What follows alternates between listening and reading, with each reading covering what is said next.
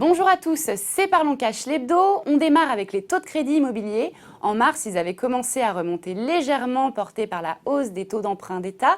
Mais ce mois-ci, ils sont de nouveau à la baisse. C'est le constat de la centrale de financement qui évoque pour les prêts sur 12 et 25 ans un recul de 0,07 et 0,05%. Même constat chez CAFPI qui parle de taux stables et attrayants à des niveaux proches des records historiques. Le crédit reste donc très bon marché, porté par l'assouplissement des critères du HCSF. Le printemps est également une période propice aux achats immobiliers. Et on poursuit avec le livret A qui enregistre une nouvelle collecte record en mars. 2,8 milliards d'euros ont ainsi été engrangés selon la Caisse des dépôts. C'est plus que lors du premier confinement qui avait déjà enregistré des niveaux records. À l'époque, la collecte s'était élevée à 2,7 milliards. En revanche, son petit frère, le LDDS, fait un peu moins avec une collecte de 870 millions contre 1,1 milliard en mars 2020.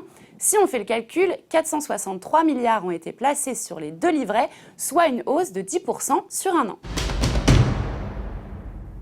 Et on termine avec le télétravail en hausse depuis 3 semaines, sans doute porté par la fermeture des écoles et des commerces non essentiels.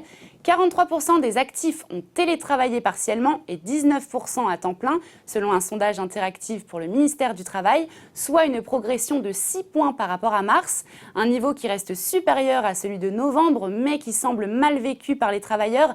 47% déclarent se sentir isolés et 34% plus stressés. Voilà, fin de ce JT, rendez-vous le week-end prochain.